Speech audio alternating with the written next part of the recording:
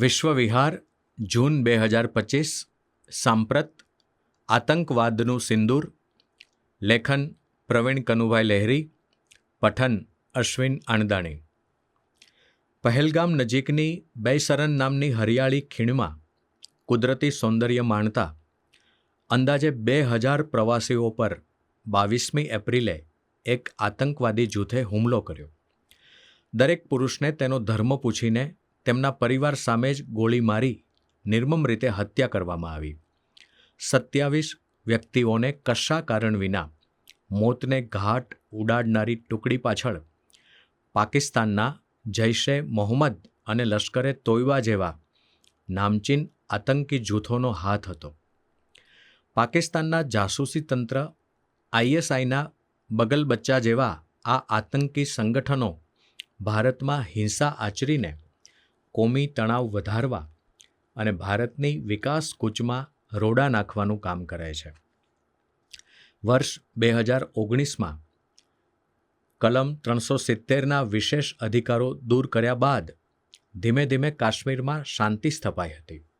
હડતાળો, પથ્થરબાજી, બંધ અને આતંકી કૃત્યો ભૂતકાળની ઘટનાઓ બની ચૂકી છે તેવો ભરોસો ત્યાંની પ્રજા અને તંત્રને હતો. વિધાનસભાની સામાન્ય ચૂંટણી બાદ નેશનલ કોંગ્રેસ અને કોંગ્રેસના ગઠબંધનમાં મિશ્ર સરકારની રચના થઈ છે. ઓમર અબ્દુલ્લાના મુખ્યમંત્રી પદ હેઠળ વહીવટ દ્વારા વિકાસલક્ષી કામોની શરૂઆત થવાના સમયે પહેલગામમાં થયેલા હુમલા અને તેમાં સ્થાનિક લોકોની સંડોવણીના કારણે સ્થિતિ ચિંતાજનક બની હતી. જનસામાન્યમાં આક્રોશ હતો કે આવી સ્થિતિ ક્યાં સુધી સહન કરવાની? શું આતંકીઓનો સફાયો શક્ય નથી? આવા ઉગ્ર વાતાવરણ વચ્ચે ભારતે નક્કી કર્યું કે હવે બહુ થયું. પાકિસ્તાન આતંકી જૂથોને આગળ કરી ભારતને સતત નુકસાન કરે છે. તે સ્થિતિનો ઉકેલ લાવવો આવશ્યક છે. થોડી ધીરજ અને વ્યવસ્થિત આયોજન બાદ ભારતે પહેલગામ ઘટનાના 15 દિવસ બાદ 7મી મે 2025ની રાત્રે મિસાઇલોના તીવ્ર હુમલા સાથે પાકિસ્તાનની સરહદમાં ચાલતા 9 આતંકી અડ્ડાઓને તહસ-નહસ કરી નાખ્યા. આ હુમલાની ભીષણતા જોઈને આતંકીઓ અને તેના આકા સમાન પાકિસ્તાની સરકાર સમસમી ઉઠી. આતંકીઓએ 27 પુરુષોની હત્યા કરી અને તેની પત્નીઓનું સિંદૂર રોળી નાખ્યું હતું. તેને કેન્દ્રબિંદુ બનાવીને ઓપરેશન સિંદૂર નામ સાથે લશ્કરી કાર્યવાહી કરી ભારતે સ્પષ્ટ કર્યું કે હવે તે આવી કોઈ ઘટના સહન કરશે નહીં. આતંકીઓ અને તેના થાણાઓ જ્યાં હોય ત્યાં નષ્ટ કરવામાં જરા સરખો સંકોચ રાખશે નહીં. આતંકવાદને સમૂળગો ઉખેડી નાખવા માટે ભારત તેની તમામ તાકાતનો ઉપયોગ કરશે. સામે પક્ષે પાકિસ્તાને ભારતે નેસ્તનાબૂદ કરેલા 9 આતંકી કેમ્પો પર દાગેલી મિસાઇલો અમારી પરનો હુમલો છે તેમ જાહેર કરીને એક યુદ્ધનો પ્રારંભ કર્યો. તારીખ 7થી 10 મે સુધીમાં ભારત પાકિસ્તાન વચ્ચે લડાયેલું યુદ્ધ એટલે ઓપરેશન સિંદૂરની વિશ્વના ઇતિહાસમાં અનેક અવનવી બાબતોના કારણે અચૂક નોંધ લેવાશે તેમાં કોઈ શંકા નથી.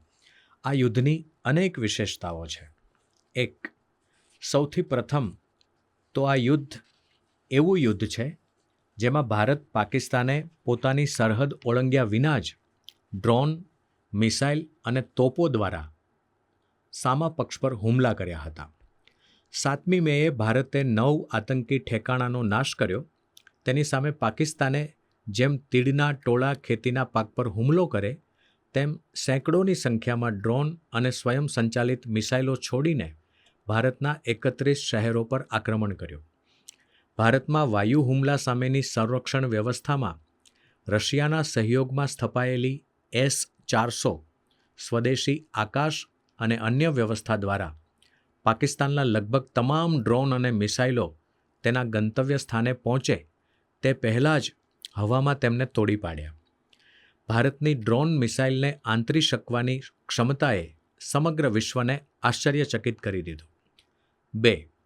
પાકિસ્તાન દ્વારા તુર્કીએ દ્વારા અપાયેલ ડ્રોન અને ચીનની મિસાઇલો વાપરવામાં આવ્યા પણ તેની નાકામયાબી જોતા ચીન તુર્કીને ચિંતા થઈ કે તેમના શસ્ત્રોની અસરકારકતા અંગે સમગ્ર વિશ્વમાં નબળી છાપ પડી. ભારત પાકિસ્તાનના વિમાનોએ પોતપોતાની સરહદમાં રહીને વિમાનમાંથી મિસાઇલો છોડી સામા પક્ષને નુકસાન કર્યું. વર્તમાન સમયમાં ઉપગ્રહો દ્વારા કોઈપણ વિમાન કે અન્ય ઉપકરણ ઉડે તે સાથે થોડી સેકન્ડોમાં જ તેની માહિતી કંટ્રોલ પેનલ પર પ્રદર્શિત થાય. અગાઉથી વિકસાવેલા સોફ્ટવેરની મદદથી તે વિમાન કે ઉપકરણને આંતરીને તોડી શકે તેવી વ્યવસ્થા ઉભય પક્ષે ઉપલબ્ધ છે. ભારતે રશિયાના સહયોગમાં હવાઈ હુમલા સામે જે અસરકારક વ્યવસ્થા ગોઠવી છે તેની સામે પાકિસ્તાનની ચીને આપેલી ઉપગ્રહ આધારિત સંરક્ષણ વ્યવસ્થા ધારણા મુજબ પરિણામ આપી શકી નહીં. ભારતે લાહોર, સરગોધા સહિત અનેક એરપોર્ટની રડાર સહિતની સંરક્ષણ વ્યવસ્થાને નુકસાન પહોંચાડતા પાકિસ્તાનની પ્રતિકાર શક્તિમાં નોંધપાત્ર ઘટાડો થયો. 3. ઓપરેશન સિંદૂરના યુદ્ધની ભયાનકતા એટલી હતી કે ડ્રોન અને મિસાઇલો તેના લક્ષ્ય પર પડે તો તેનાથી ખૂબ મોટું નુકસાન થતું હોય છે. ડ્રોન અને મિસાઇલોને હવામાં આંતરવાની પ્રક્રિયા ખૂબ જટિલ છે. તેમાં એડવાન્સ ટેકનોલોજીની આગવી ભૂમિકા રહેલી છે. ભારતની અવકાશ ક્ષેત્રની સિદ્ધિઓ અને તેના દ્વારા મિસાઇલો વિકસાવવામાં મળેલી નોંધપાત્ર સફળતાના કારણે રિમોટ શસ્ત્રોથી લડાતા યુદ્ધમાં ભારતની ક્ષમતા એટલી વિશેષ છે કે અનેક વિકસિત દેશોએ તે ઓપરેશન સિંદૂરમાં નિહાળી ત્યારે તેમને આપણા દેશની સિદ્ધિઓનો સાચો અંદાજ આવ્યો. ઓપરેશન સિંદૂરે વિશ્વને દર્શાવ્યું કે આક્રમણ કે સંરક્ષણ બંને મુદ્દે ભારત રશિયા અને ઇઝરાયેલની જેમ શક્તિશાળી છે. 4. ઓપરેશન સિંદૂરના ચોથા દિવસે એટલે કે 10મી મે 2025ના રોજ ભારતે પાકિસ્તાનના 11 એરબેઝ પર મિસાઇલો છોડી જે ખાનાખરાબી કરી તેનાથી હતપ્રભ થઈને પાકિસ્તાને અમેરિકાને આજીજી કરીને યુદ્ધબંધી માટે કેણ મોકલ્યું. યુદ્ધમાં અણુશસ્ત્રોનો વપરાશ ન થાય અને અણુશસ્ત્રોને હાનિ ન થાય એ વાત ધ્યાને લેતા ભારત પાકિસ્તાન વચ્ચે તાત્કાલિક યુદ્ધબંધી જાહેર કરવામાં આવી. ભારતમાં અનેક લોકોને લાગ્યું કે જ્યારે આપણે યુદ્ધમાં સફળ થઈ રહ્યા હતા ત્યારે શા માટે યુદ્ધ વિરામ કર્યો. વર્તમાન સમયમાં યુદ્ધ ખૂબ ભીષણ અને હાનિકારક હોય છે. સામાન્ય મારે તેવી જીત શક્ય નથી. પાકિસ્તાનને ચીન, અમેરિકા અને તુર્કીનો ખુલ્લો ટેકો છે.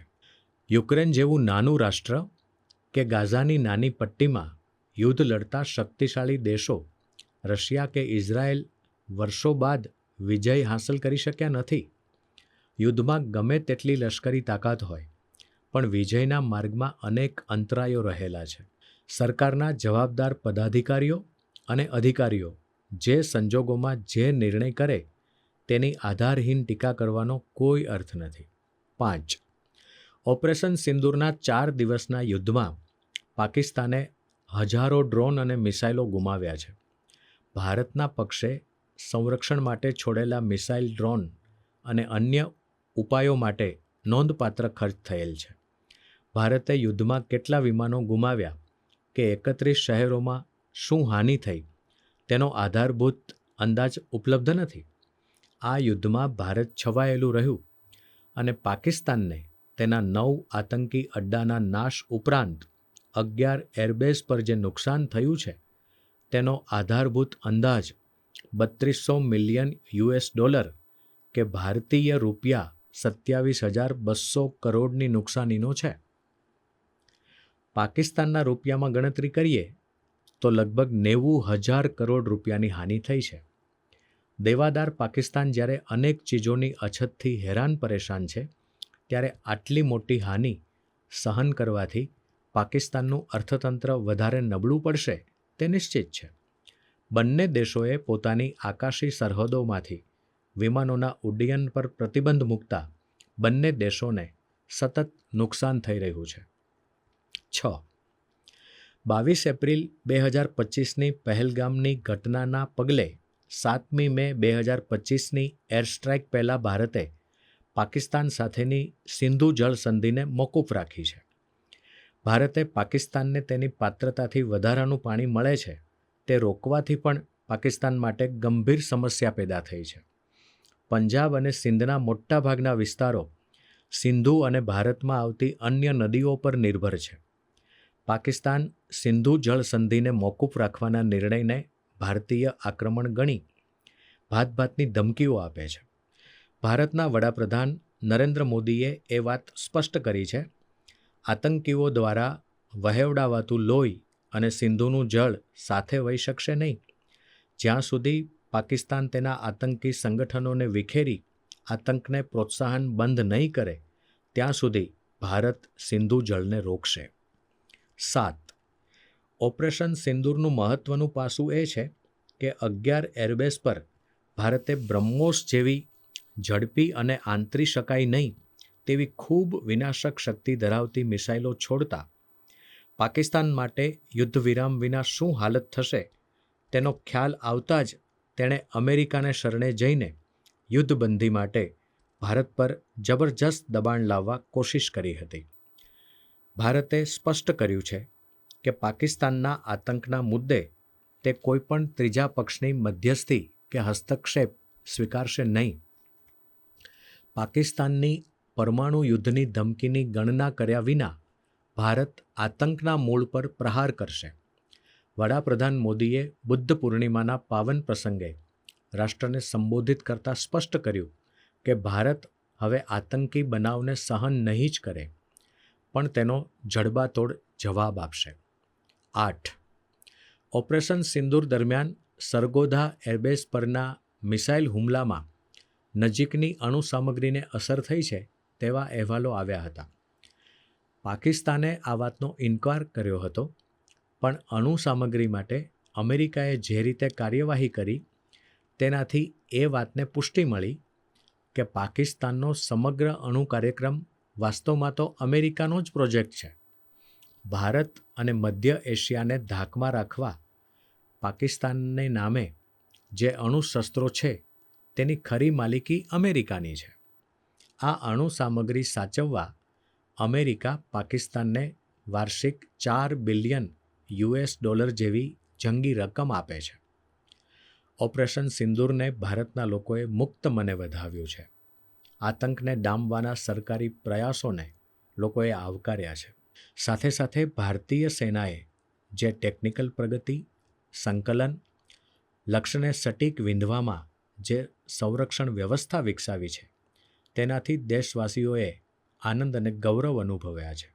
યુદ્ધમાં થતો વિનાશ જોતા યુદ્ધ ન થાય તેમાં કલ્યાણ છે, પણ રાષ્ટ્રને આતંકના ત્રાસથી મુક્ત કરાવવા માટે યુદ્ધ અનિવાર્ય હોય તો તે લડવા માટે આપણે સજ્જતા કેળવી, શસ્ત્રો વિકસાવી અને સંકલનથી રાષ્ટ્ર સ્વમાનની રક્ષા કરવી અનિવાર્ય છે. ઓપરેશન સિંદૂર પૂર્ણ થયું નથી. ભારતને આતંકના કેરથી મુક્ત કરાવવા માટે તે સતત અમલમાં રહેશે. ભારતના અર્થતંત્રે વિશ્વમાં 4થું સ્થાન હાંસલ કર્યું છે ત્યારે લશ્કરી તાકાતમાં પણ તેની ગણના પહેલાં 5માં થવા લાગી છે. તે સિદ્ધિ નાની સૂની નથી. વૈજ્ઞાનિકો, અધિકારીઓ અને જવાનો દ્વારા આપણને ગૌરવ મળ્યું છે ત્યારે આપણે જય જવાન, જય વિજ્ઞાનના નારા સાથે ભારતીય સેનાને સલામ કરીએ.